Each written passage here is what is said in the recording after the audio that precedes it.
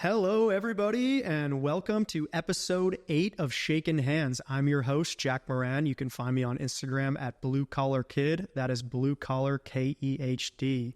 We have a super special guest today, Colden Blades, the founder of Blades Marketing. How are we doing today, Colden?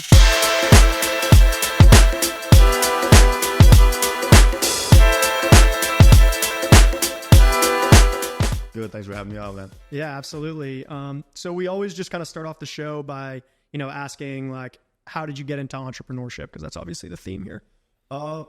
Generally speaking, I kind of stumbled into it. I went to university to get a bachelor's degree in business admin and marketing. Probably about a year and a half into college, found out that they were programming me for a life that I didn't want, which was kind of built upon or predicated upon that corporate level route, and wanted to drop out, decided to finish out college for the sake of my father, and just started doing research while I was in school. Was like, what kind of business models are there out there? Stumbled upon, real estate stuff, was watching guys like Grant Cardone. Then I stumbled upon kind of the SMMA marketing space and decided I was going to start a social media marketing agency, and it's worked out thus far. So what did that journey look like? What was the beginning like? Getting the company started, first clients, struggles? Very, very challenging. Like I said, I was still in school. I grew up in an extremely rural town in upstate New York. And to give the audience a generalized idea of just how small it was, I had 21 kids in my graduating class. Wow. And we had about 300 and something kids, K through 12, in the entire school. Mind you, this is also not a private school, it's a public school. And I didn't really, we didn't have many businesses that I could tap into for this new agency model that I wanted to pursue. So I immediately started practicing what I was going to be selling, practicing what I was preaching, and started marketing myself online, creating videos, posting content, and then followed that up with just doing cold DMs. Would send cold DMs to people, but I know a lot of guys that get started in the agency space, they just copy and paste the same message or send these just bullshit messages, and it worked back then. But even back then, I was like, I need to figure out a way to stand out from all these other guys. And so I would actually send record video DMs. I would record videos on the spot and send them to these business owners. Wow, that's smart. I'd love to, I have some ideas I'd love to share with you for free. I'd get them on the sales call and would do everything but sell. I would just give them advice, give them tips, give them things that they could implement to, kind of take their social media presence to that next level. And then at the end of the call, when they would kind of you could tell just from the body language, they're waiting on the pitch. I would just say, well, hopefully that's helpful. If you have any other questions, reach out anytime. That's all I have for you. Have a great rest of your day. And they'd almost stop me, be like, wait, can you do this for me? I would like to pay you to do this. So I almost always had an anti-close approach or an anti-sales approach. And that worked for a little while, then made the move to South Carolina about 3 years ago and kind of had that first opportunity in my life to get out and actually meet businesses and have a plethora of business options in my area to work with. And it's worked out quite well for me. So what were kind of what was the tipping point where you're this is the aha moment, we're really picking up momentum? I think the tipping point for me was, I think there was really two primary inflection points. The first was when COVID hit. A lot of stuff kind of broke down, a lot of businesses, and a lot of the clients that I had at the time were gyms, other kinds of that style of businesses, real estate agents, whatever it may be. A lot of them were forced to close their doors or move their operations. And I remember there was a 2-week span of time. I was still running the company out of my parents' basement at the time. And I had managed to scale it up to, I want to say it was four, maybe $5,000 a month, profit. And I got 3 phone calls in the span of a week and a half from clients, and woke up that following week and was making a quarter of what I was making before. It's it all just came falling down. And then kind of just had a bit of a rough patch, constantly was trying to get it up and going again. And I took the leap of faith because a buddy of mine convinced me to move to South Carolina, he said there's all kinds of business opportunity and it's growing fast. So I packed everything in my car, 14 days notice pretty much, and just drove down South Carolina for hopefully what I hope to be a new beginning for me, but also for the business, to give it that breath of oxygen that I knew it needed, and to find some businesses that were going to be able to work with me on a local level, on a personal level. Yeah. So like, I always talk about how in entrepreneurship, getting over adversity is like one of the biggest keys. That's like kind of what makes or break you. You know, a lot of people encounter that adversity and turn back because there's that fear of the unknown. But if you can push through that adversity, that's usually where the big wins come, is right after that adversity. How did you deal with, or how do you deal with adversity when you encounter it? You know, I think I've oftentimes thought about like what it takes for someone like myself to come from where I'm from and to achieve what I've achieved. And I think that there's a multitude of factors that are involved. But one commonality that I see in some guys is like being like, I know some guys that are just too dumb to fail, and they'll be the first to claim that. It's like, I just like, yeah, literally just like, I'm too dumb to fail, dude. And sometimes those guys, they throw shit at the wall and then something sticks for them. And they're willing to take every shot that they get. And I think that there's something to be said there. So I made that observation. Like persistence? Just dumbfound persistence of just like, I'm going to hammer away at this wall for as long as it takes. Right. And I think that that's like one avenue of it. My problem, especially getting started, that I've become more self-aware of in recent years, is I was almost, and I've tried to come up with like, I guess, a humble way of saying this, but I've always understood business concepts and strategy long-term very well. And I think that probably one of the biggest mistakes that I was making earlier on is I would look to these guys that were light years ahead of me in business. And I would say, okay, well, this is what the top 1% are doing. So I'm just going to do what they're doing and not do what the 99% are doing. And the only problem with that, there's nothing wrong with that. The only problem with that is when you don't have the self-awareness to understand that there are levels to it. There are steps that individual or that company took to get to where they're at. And there's different implementation and strategies that need to go into play at those different phases of your business. I was trying to implement level 10 strategies in a level 1 business when I was first starting out. I was like, I need to optimize the SEO on my website. I need to have email marketing campaigns. I need to have full content marketing system. I need to be on every single platform, long form, short form, all this stuff. And in all actuality, when I sat down, it's like, well, what's like actually bringing in the dollars right now at this level 1 stage? And it's the number one thing I was avoiding or didn't want to do, or was filling my time with all these other tasks and not doing. And that was just cold outreach, like going to networking events, shaking hands. So I think that with that comes, like, the persistence comes in having the self-awareness to understand what league you're playing in and what needs to be done in order to conquer that league and move on to the next.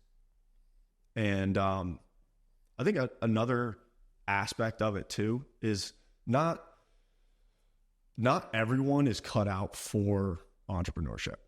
And thank God they're not, because there's a lot of us, like, I have had countless contractors do great work for me over the span of these years. I would not have been able to scale any of my companies to the point that they're at if it wasn't for someone who preferred to just follow my lead. And I think that without the 9-to-5ers, or without the people that are willing to like do some of the more monotonous tasks in our society, the true entrepreneurs, the ones that are just born and bred for it, they're not going to be able to succeed as well without having the support and the network of those people. So I think like having self-awareness is big, and just understanding that not everyone is cut out for it. I don't think not everyone's cut out for it. And a lot of people too, like, they're going to, most people would probably have had that span of a week and a half that I had, lose 80% of their clients in a week and a half that they had worked 2 years to build up, and been like, well, fuck this isn't for me. And I think I use entrepreneurship to define something that is like not truly entrepreneurship. Like I agree. I don't think everyone's cut out to run their own business. And I think like when I think of entrepreneurship, it's more like doing your own thing, or like the big theme with this podcast is like getting people away from like chasing this definition of success that's not their own. So although like, you know, you can be a contractor, you can work for someone, and you can be very successful at that. But if you're doing something that you absolutely hate doing, that is not the best use of your time. That's not the best impact that you can have on the world. And I think that like, that is how I define entrepreneurship, is like kind of doing your own thing. Like, how do you define success? Well, I think it's different for every single person. It's definitely not a materialistic definition. For me personally, it's just like happiness. And I think that we have such a short life here. And so why would I not spend every single day doing what I want to do? Now there's a little bit of deferred gratification, like putting in some work and like going through the hard times to get like a, you know, a bigger, better outcome, big picture outcome. But my success is not determined by like fancy cars and big houses. It's like, I like the saying, which instant do you want to become your eternity? So I visualize like, how do I want to live in the present? Like when I look around in the present, what do I see that makes me feel good? And that is like the goal that I'm trying to achieve. Like that is success for me, is like, it's very intrinsic. It's not external things. It's like, how do I feel inside? That when I feel that, I'll feel successful. And it's, you know, happiness is a discipline. So could I have that feeling right now? It's like up to my own discipline. And what's keeping me from feeling that right now is like some anchor in my life. Yep. But you know, we're not perfect. So it's like, you got to kind of like, I've got to start shaking those one by one, in order to get that intrinsic feeling of success that I define. Happiness is a tricky one too, because like happiness, I think chasing happiness in the wrong way really did some damage to me in my younger years and earlier on in my journey. I was like, okay, well, I just want to do what makes me happy. And the real change in my life for the better, I believe, and when I started living a more purposeful life, was the day that I revisited what the meaning of happiness was to me, and what like framing up like what success meant to me. And to me, like what I realized was I was like, okay, I want to do what makes me happy, and business makes me happy. Okay, cool. So I started a business. Now all of a sudden I'm doing working in the business, on the business all the time. And I'm like doing the mundane tasks that it takes to build a company from nothing, to bootstrap something. And I'm like, wow, this is kind of fucking miserable. Like I'm not very happy in this moment, like doing cold outreach, building out these campaigns, doing sales calls, whatever it was. But the reframe for me was in that these things don't have to make me happy, as long as doing these things provides me, gives me the means to do things that make me happy. Like if something that makes, like through my lens of success and happiness, one thing that makes me happy and feel successful is being able to take care of the people that I love, the people that I care about. And if I do these things that don't necessarily make me happy, but it enables me to provide for the people that I love and that I care about, then to me, those things make me happy, and those things fit my new frame of success. So I realized I didn't really have to necessarily be happy in every single moment, but you can also make yourself happy in those moments too, because you can actually think about that end result. Like, oh, I'm providing for my family right now. Right. I'm helping the people I care about right now. Right. So I just think like some people just might need a reframe. So how do you kind of get to that, like those core values? Like, I think that's one of the when we do our culture building, and I talk to you about like a lot of the psychological training that we do within our company. The hardest thing is for people to make a decision and for them to find that motivation, and find those core values, like find that purpose. Like, how do you kind of identify that? I think I would reflect on a conversation I've had recently I had a conversation with a friend of mine about quitting vices, about like, drug addicts putting down the drugs, or guys that are, alcoholics putting down the bottle. And it's like, a lot of times, like those drugs and like what it's doing for that person is like giving them the peace of mind or whatever, or at least making them numb to certain things. I think in order to quit those sorts of things, quitting has to be better than the alternative, which is not quitting. Right. So it's like you have to, and that's why I talk about purpose a lot. It's like your purpose and your calling has to be higher than whatever the low frequency activity is that you're trying to deal with, cope with, relinquish from your life. So, I mean, I think as long as your purpose is strong enough, like I look back on like former generations of men that like went to war, worked in like the coal mines, worked in industrial plants, day in, day out, 16-hour days, drove themselves in most cases directly into the ground. And like those guys, you didn't catch them complaining. Like they showed up every single day and they did it until the day they died. And it's because you might look at that and say like, how does someone do something that hard and that detrimental day in, day out and keep showing up and doing it? And the answer is their purpose was higher than whatever suffering or whatever pain they were enduring, because it meant protecting and providing for their families, putting food on the table. Right. Like, oh, I got a wife and kids at home. Like, what else am I going to do?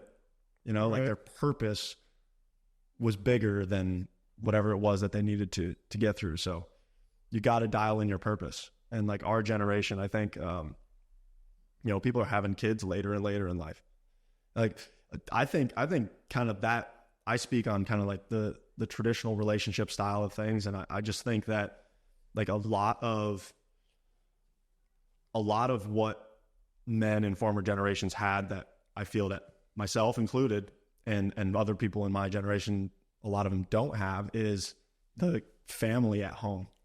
Like for most guys, that was just their purpose. Yeah. It's like, I have to provide for my family. Yeah. So it's a lot, I think that's a lot less potent if it's like, oh, I need to like retire my parents, stuff like that. Like that's the next line of family, I guess. And most people kind of resort to that, but, I want to be able to take care of my friends. I want to be able to take my friends on vacations or take them out to lunch or dinner or whatever I can. And it's like, that calling can be strong and you can dial in that as your purpose, but you got to find something higher, I think. So before you were talking about like these like stages, where you were trying to hit stage 10 when you were early in the business, like for someone who is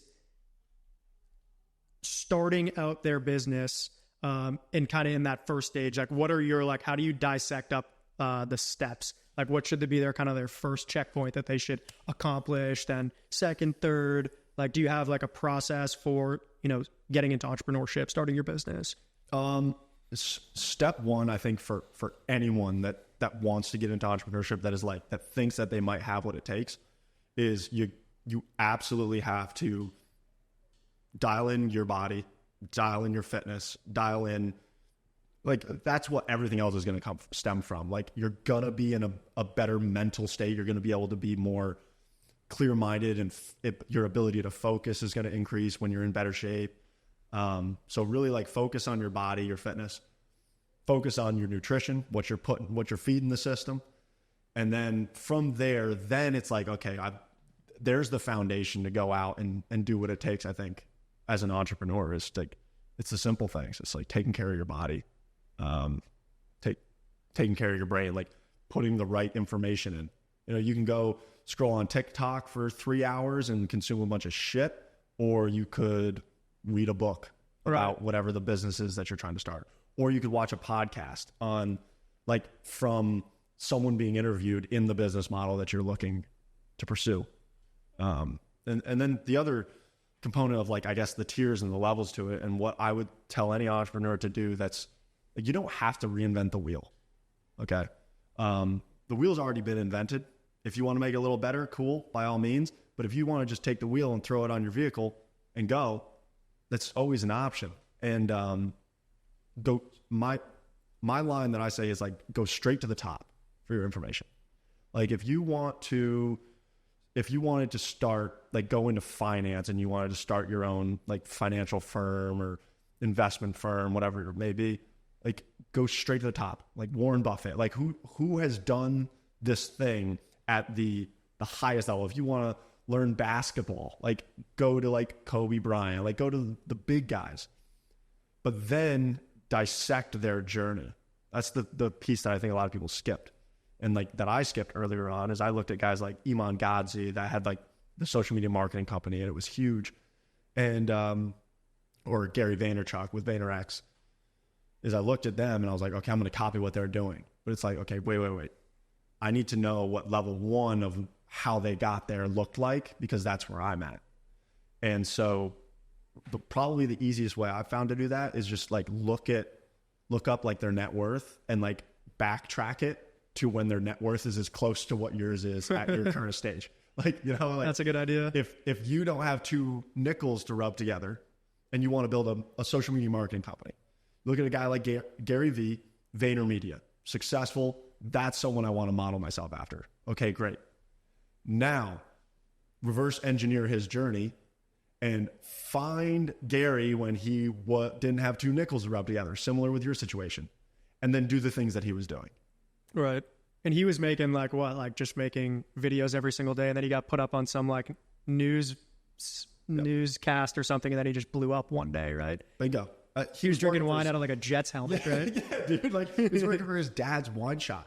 And like, I would almost suggest like, take it literally, people. Like, okay, I want to start a marketing company and blah, blah, blah. Well, Gary was putting out videos online. So he was doing that part of the marketing business. Like, okay, he was doing that, but he was also working for his dad's wine shop. Why was he doing that? Well, because he needed fucking money to get by. Right. There's nothing wrong with going and getting a 40-hour-a-week job to have money to get by and then spend all your spare time creating videos. Yeah. And maybe if you backtrack it in a literal sense and you're like, I want to be like Gary Vee, maybe that's what you do. You go out, you get a job, so you don't have to like, there's so many times that I've had where I'm like thinking like, fuck, I don't know if I'm like, I got bills to pay. I got to make this thing work. And I think that pressure is necessary.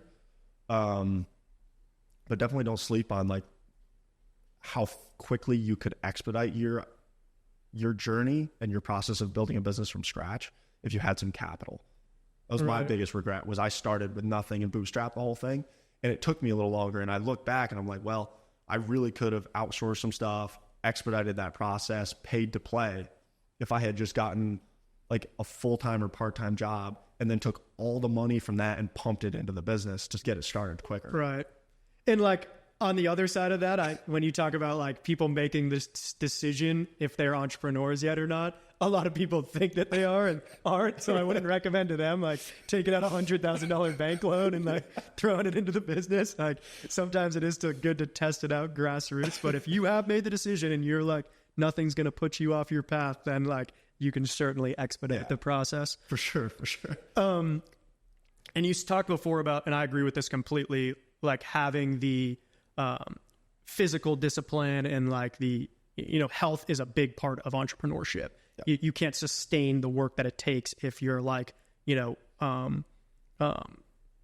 piece of shit fat ass with a bad diet. I'm sorry. Like it's as rude as it sounds, like it does definitely coincide. Your personal life does influx or does leak into your business.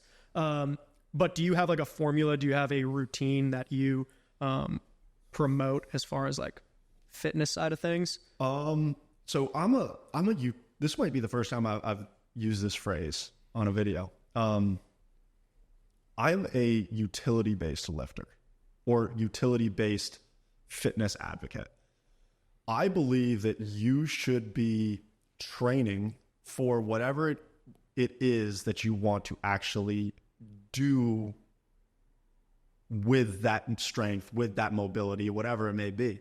Like if you want to be a faster swimmer, like if you want to swim all the time, going in the gym and starting up a bodybuilding routine probably is not the best route for you. Yeah.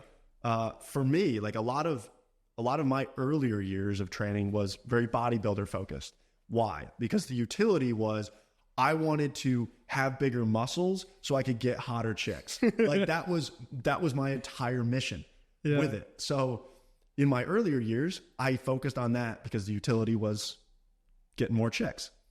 In probably over the course of the last 4 or 5 years though, I shifted to kind of more like strength training, like almost like doing some CrossFit style stuff, like running, kind of more of like, I see this new like hybrid athlete kind of thing going on.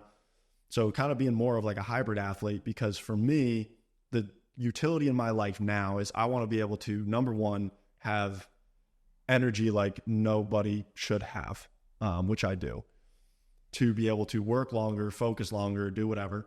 And then for me, a lot of why I train as well is I've been in scenarios where my physical aptitude was going to save my ass in a literal sense. Like I've been in fight scenarios that I didn't warrant or ask for. Like shit happens in this world, and you need to be capable of protecting yourself and the people you care about.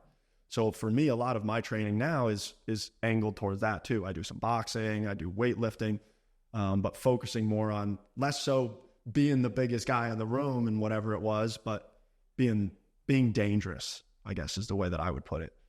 So going back, just circling it all up, utility-based training, like what do you want to be able to do? Focus on that first. Like, what do you want to be able to do? Well, some people, they just want to be able to get out of bed and like feel somewhat normal. Yeah. It's like, okay, well, start wherever starting feels like to you. Like if that means going for a 30-minute walk 7 days a week, every single morning, then there's your baseline routine. You can figure out the other stuff and start getting fancy with it once you're actually showing up to do the thing. You don't need to get like all these like science-based lifters. Like I think science-based lifting is really cool and I'm extremely interested in that stuff, but it's because I've been working out for consistently like 8 or 9 years now. And like I've shown up to the gym for 8 or 9 years and I can spend some time trying to optimize. Right. Too many people are trying to like I see all these guys watching, like they watch one Huberman Labs episode and they're trying to like fully optimize their fitness routine and their supplement stack and all this shit. That it's only going to last for 3 weeks anyway. Dude, it's like, bro, I haven't seen you in the gym in 3 fucking weeks and you're trying to optimize. Yeah. I don't know. I think it's just showing up and doing the thing, figuring out like what's the utility of it. If it's to be able to focus on work, then optimize for that. But some level of like strength training is always good. Like make sure, you want to be building muscle, you want to be in good shape, maybe some running. But. Yeah, I agree. Like I think most of my stuff is catered. Well, to your last point, like the biggest thing for me is just doing some exercise. Yep. Like if I can do some sort of exercise, and like my ADD doesn't allow me to like show up and lift weights at the gym every single day. So I have to diversify with like, climbing or playing like pickup lacrosse or, whatever it is. And I think that like also, I cater a lot more towards the business side. So like focus and longevity. So I do a lot of yoga, a lot of meditation, to support that. And then I agree with you as well, as far as like, fight jiu-jitsu and box. Mm-hmm. So that's important as well. And it is like such a basis for the productivity that's required. Like I can feel my productivity decline when I'm being lazy in my personal life. It's like there is no line between your personal life and your business. It all meshes together. I don't believe in work-life balance at all. Yeah. At all. To think that there's some scale that you have to balance is just absolutely ludicrous. Right. That would be like me saying like, okay, well, you're like, if you spend a little time with your family because you want to, that means you would have to go, like if you spend an hour with your family, you better go work an hour after so you can balance your little fucking scale. It's like, no, I'm going to go hang out with family, if business or duty calls while I'm hanging out with them. I'm going to answer. I'm going to do whatever I got to do. It all blends together. And to try and balance something that can't be balanced, I think is just, it's going to do nothing but act to your detriment. I've known so many people that have preached to me until they're blue in the face about like, Colden, like, you got to find some balance, dude. Balance this, that, and the other thing. You know what hurt me more than anything was trying to balance things, trying to like listen to them and being like, shit, maybe they're right. And like trying to balance my life, and everything would just go to shit. I was like, well, apparently this whole balancing act thing doesn't work for me. So I live my life in extremes. It's like, if I say I'm going to do something, I'm going to do it. I'm going to do it to the best of my ability. It's like, if I say I'm going to build a business, I'm going to go all out and build a business. If I say I'm going to be there for a friend of mine or a family member, I'm going to be there whenever they need me for whatever it is. Like, you don't need to, it's just so stupid to me. What do you think the time input is like to be successful at a specific thing? Like, I believe that it's not 40 hours a week in the beginning. Like, I mean, like, yeah, I think you got to like really like. Absolutely not. You're going to work more hours. Like, you could go work a 9-to-5 job and make double what I made my first year in business, working 80 hours plus a week. Yeah. You know, it's like, you have to understand it's, I think you mentioned it off record before the podcast about like that delayed gratification. Yeah. Right. Like, you have to be willing to make sacrifices now for what may or may not be in the future. And you don't have to necessarily believe in the markets or believe in the financial state of the country or believe in like other people or your clients or whatever. You just have to believe in yourself to execute and to show up no matter how things are going, rain or shine. As long as your purpose is strong enough, you're gonna. Right. I like to ask this question. If you had $1 million of like risk-free capital to be deployed, Vegas, like no strings attached capital to be deployed, what would you do with it within the business? $1 million? Yeah. It's a really good question. I would probably deploy a portion of it to content, without a doubt. You know, I'd have a videographer filming everything, literally everything, and just chopping up edits and pumping content out. I'm very bought into organic content space. So I'd be doing that. I would probably hire an assistant. It's like, I could really. That's the first thing that I'd be doing. Oh my God.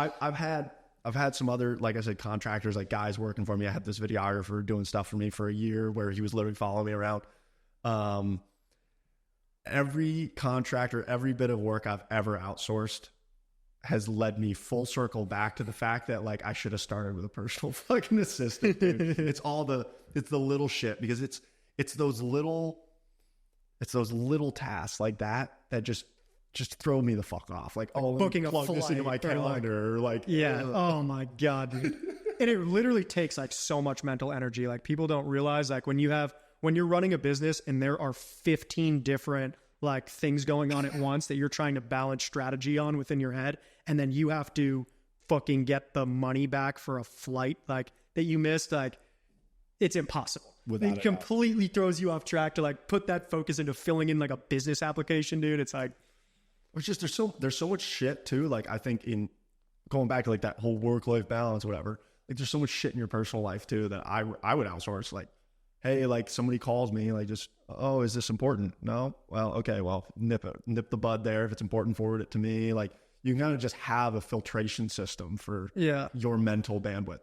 Yeah. Which I think is I've started getting a maid, which is like been, dude, a game changer. Cause I'm like habitually not the cleanest person. But it's like, it's so important to have like a clean house. And like, you know, I've read with Steve Jobs, like he didn't even have furniture in his house. Like, because every single piece of furniture, every little trinket that you have, all the clutter is just like an externalization of your brain, and it becomes a distraction. So when you don't have that external clutter, like, you can focus on the things that do matter. So yeah, I agree with that completely. Like, getting the maid is a game. How often does the maid come? Every other week. And she just comes and like cleans your whole place top to bottom. Yeah, and then like does laundry and shit. Oh, she'll do the laundry. Yeah. Dude, I'm gonna have to get that business. Dude, it's not that expensive, and like, I mean, you can get a professional maid, but there's like plenty of people around that you can find that will do it for a lot cheaper. I got the poor girls I see right now doing all that shit for me. I'm sure they'd love me to hire a maid. Dude, it's like game changer. So next question I'll ask, and yeah, we'll jump right to this, is what is one piece of advice that Colden today would give Colden just starting out? Oh. Colden today would say to Colden just starting out. Stay the course. Well, you did stay the course, so. Stay the course.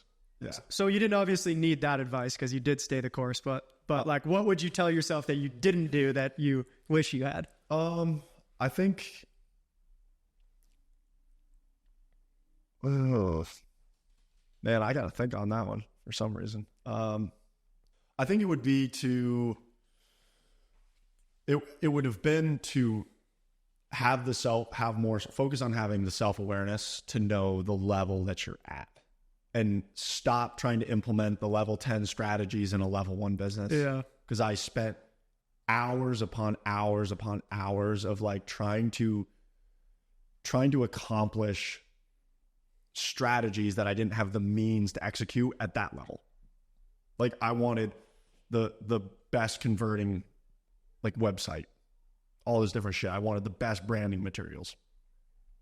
And at the end of the day, like those things were like 5% of the reason for any of the revenue that I was generating. So just if I had focused on those things and then get to the point where you can start outsourcing that shit. Right. That's when you get to start playing ball. So final question before we wrap this up. This is one of Sam's questions. Is there one person? Better be good, Sam. Is there one person that you wish you could say, I told you so to? Ooh. One person I wish I could say I told you so to. Honestly, I don't think I would have one. Any of the people that immediately are like, oh, he might be about to say my name, like you already know who you are. And I'm not even going to do you the justice of mentioning your name on a podcast. But I've always derived more fulfillment and more pleasure in proving myself right than I ever did proving other people wrong. And like, don't get me wrong, I am a competitive motherfucker and I love when people hate on the shit that I do. Like I absolutely thrive on that hate. But I don't really pay it any mind or attention. Like I'm going to do whatever it is that I set out to do, whether you like it or not. And I'm not worried as to like whether you're chirping or not, because one, I love that noise. And two, I'm more interested in, once again, proving myself right. Right. Every single fucking time. It's a great point. What would be your response to that question? I got a bunch, but that's the old Uno switcheroo right there. Yeah. I mean, I had some mean teachers, dude. Like I was just like, you know, an energetic kid and like genuinely like wanted to learn, but just didn't survive in the, or didn't do too well in like the standard classroom environment, which is why I'm like, you know, a big advocate for alternative education styles, because, you know, I see all these kids that I luckily came out of that and like had the confidence to say like, there are alternatives. But I saw so many kids that like were genuinely smart kids, but just didn't thrive in the classroom. And, they've now not amounted to very much because they have a teacher or someone telling them all the time, that you're a piece of shit because you can't sit in a classroom, or like teachers telling me that I should be on Adderall. Because I was in the same boat, you know, and it's like that, those are the things that like the biggest I told you so is. I have one teacher that I won't mention, that basically told me I wouldn't amount to anything. You know what, speaking of that, I'm gonna steal a spotlight real quick for a moment. I know I said I wouldn't mention her name, but Mrs. Us, my English teacher from high school, go fuck yourself. And like you were just one of the most horrible teachers in that fucking school. And I absolutely cannot stand you. And I look forward to making you continue to watch me win. Yeah, and like mine is an English teacher too. Oh God. And and she she told me I wasn't going to amount to anything, but she was like 250 pounds. So I mean, I think that I won that battle, so I shouldn't be still. Some of the teachers, man, it is. It's like what they're talking to these kids about. And like, I remember having colleges come to our school when it was like coming up senior year or whatever. And they'd come in the room for these talks and they'd be like, who's planning on going to college? 90% of the room, including myself, would like raise their hand. And like immediately they'd call out the 2% that didn't raise their hand they were going into blue collar industry jobs, electricians, plumbers, whatever. And they would call them out and be like, well, don't you want to be successful? And I never forgot that shit, bro, because some of those blue collar dogs, those fucking mules are making far more money and are in far better spots than probably 99% of the other individuals in that room, like myself, that had our hands raised. I don't know if you've seen the new like South Park episode where like all the plumbers are showing up to the job sites in Lambos and like they got big chains because like no one wants to do the work anymore. Dude, that shift is coming. Yeah, and I agree. Like I think that college, as an 18-year-old, I don't think you're equipped yet to be making the decision of signing for $150,000 in debt. So definitely think about that, before you go into the college route, what you really want to do, because having if you have parents with a bunch of money, it's a different story. But if you're going to be paying for it yourself, having an English major, that system was perfectly designed. Yeah. To keep you a slave. It's like, well, what would be the most opportune time to approach an individual and get them to sign paperwork and sign up for more debt than they have any idea of, or can even fathom? Yeah. Well, probably when they have zero personal finance knowledge. Yeah. And then let's also make them a drug addict and an alcoholic while bingo. We're at it. Oh yeah. And then they're definitely going to be stuck to the system for their entire life. But I digress. That's like a 3-hour podcast in itself. What are some last comments that you would give to someone who is looking to make the leap into entrepreneurship or just started out? Making a leap into entrepreneurship. Like I said, focus on getting your body right. Focus on the fitness aspect. And if you want to be, a lot of people, I think, start down this road because someone somewhere along the line said you can't. And I think that the important aspect of that is they want to achieve, whether you want to achieve status, respect, financial success, whatever it is that's in line with your purpose that you want to achieve. You have to become the man or woman worthy of what it is that you want to achieve. Some powerful advice. If you want to run a successful business, then you need to become a man worthy of running a successful business. Are they in good shape? Are they in good health? Do they have good manners? What are the things that person that has what it is that you want to achieve are actually doing? And that's one of the actual positive aspects, I think, of social media. Is you can look at certain people, do your research, do your due diligence, look at some other guys out there that have achieved what you want to achieve, and then reverse engineer who they are as an individual. What are the things that they're doing? Yeah, it's some really good advice, and I appreciate you coming on. Where can people find you if they want to ask you any further questions? Or I know you got this community that you're starting. Yeah, you can just find me on Instagram at Colden_Blades, I think. That's it. Okay, sweet deal. Well, I appreciate you coming on. It's been a pleasure. And that wraps up this episode of Shakin Hands. I'm your host, Jack Moran. You can find me on Instagram at Blue Collar Kid. That is Blue Collar KEHD. If you have any suggestions for episodes or guests, or have any questions that you'd like to be asked or answered, feel free to reach out to me at any time. But other than that, tune in next time. We got a lot more interesting guests and conversations coming. So thanks, guys.